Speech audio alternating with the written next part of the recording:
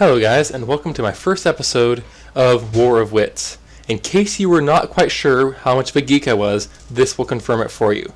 I love chess, and I love battle chess. It's one of the very first games I fell in love with as a child, and so I'll give you the basic rundown of what we're going to be doing here. On the upper left, you can see the 2D board, which will allow you to follow the moves along more clearly in case you have a hard time with the 3D animated pieces. On the right, we have our animated battle chess board where our pieces will be doing battle, moving about on the whims of the glorious commanders, and dying gloriously. Down here in the lower left corner will be the episode number, myself, and of course my opponent, and also give the rating that we have on Chess Time, the app that I've been playing these games on. All these games are games which I've played on this Chess Time app, and so they are against real people. I'm not a master by any stretch of the imagination, but I am pretty good. And so hopefully you guys can learn something and maybe teach me something too. So, hope you guys enjoy. Alright, first up is this game I played against Sexy Chocolate. I picked this game because I loved the username. I'm not quite sure if it's a boy or a girl, so I'm going to be calling the player Sexy throughout this commentary. And I also wanted to share as we go along the importance of this pawn, which is diagonally in front of the king towards the king's side, and how if this pawn gets out of place or gets attacked, it can cause real problems for your position. So let's get started. Alright, so I lead off with e4, playing the king's pawn game as white, and Sexy responds with e5, mirroring the advance. I play knight to f3 to attack the pawn, and Sexy plays d6 to protect the pawn with another pawn. Now I come out, develop my bishop to c4 to attack the critical pawn in front of the king, which we talked about earlier. And Sexy responds with bishop to e6, which is an interesting choice. This allows me to kill Sexy's bishop, and then Sexy has to respond by taking with the critical f-pawn and moving the pawn out of position. So now I want to get my knight to e6, because there's no minor piece which Sexy has which can attack it and drive it away very well.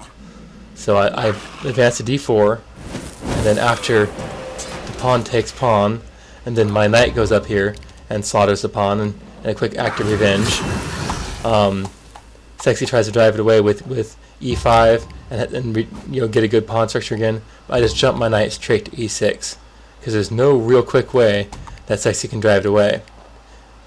He tries to do it with the queen here, and that seems like a good idea. To remember that weak pawn now allows my queen to shoot out here to h5 and check the king.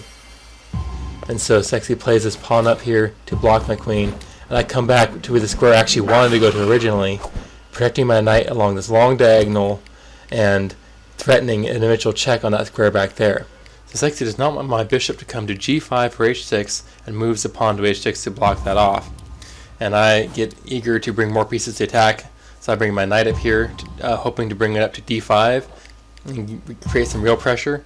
And Sexy plays c6 to block that, and now I play a strong move which I should have played last turn, which is capturing the bishop on f8 with my knight. And now in this situation, Sexy should definitely capture with the king instead of the queen. If you capture with the king, it would make your king move, which means you can't castle, and your king would be exposed on the side. But the queen capture allows me to play this move, which is a devastating check on c8. Now Sexy's king has to move to the 7th rank, which unfortunately allows me to capture the pawn on b7 with check. And now, while my queen is devouring this little pawn, you'll notice that she also attacks the rook on a8 while checking the king. So when Sexy blocks the check, the queen easily devours the little rook down there in the corner, and his own knight next to him is blocking him from being protected by the queen. Now Sexy makes a sort of random king move. They might be getting a little bit frustrated here. And this allows my queen to continue her buffet on the black pieces in this corner and munch this pawn. So pretty much black is lost right here. That's pretty obvious. And all I gotta do is just bring more pieces into the attack.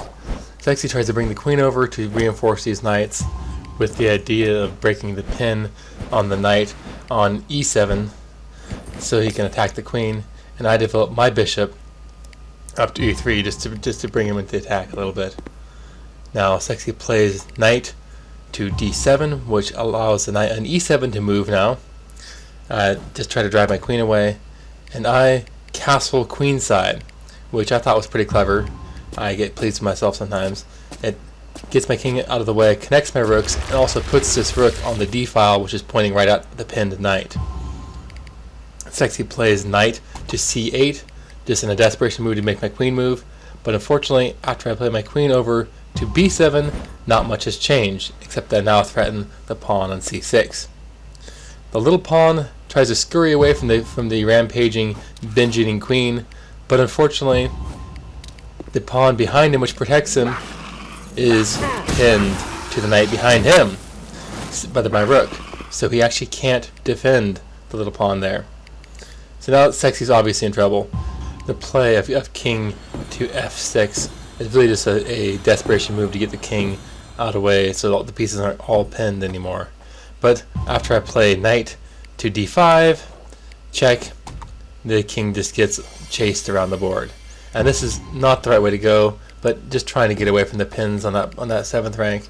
And of course it allows me to move this pawn up with check. And so now the king is chased onto the very edge of the board, and all I gotta do is find a way to put him in check without the piece that puts him in check being captured. So I love to sacrifice my queen, especially if it does awesome things like this. So I move the queen over, capture the knight, and if he captures the queen with his queen, I would fork his king and his queen with a royal fork with my knight on f6. So Sexy decides to move the rook over, but it doesn't really help because the queen has a dual purpose. She also protects the g4 square, which allows me to move this knight up, this pawn up here, with checkmate. So, hopefully you guys learned something, and I'll be doing more of these videos. The app is Chess Time. It's for iPhones and Android. My username on it is Medhast. And if you were to get on that app and invite me to a game and let me know that you're one of my subscribers, I will guarantee that I will share our game on the channel whether I win or lose. At the time of this game, my rating was 1247, but since then it has risen to around 1517. So hopefully I'll present a challenge to you guys if you decide to play me. So that's an opportunity for you guys to get in on this, and hopefully we have a lot of fun playing together. One last thing, I do want to sort of tailor this to meet the needs of my subscriber base. So let me know if you guys found like this or found it helpful, and if you want me to do maybe a series of beginning lessons, or if you're intrigued by it and want to learn chess, let me know about that, and I will do some videos that cover those basic strategies and stuff, and hopefully we will just have a great time with this. So let me know.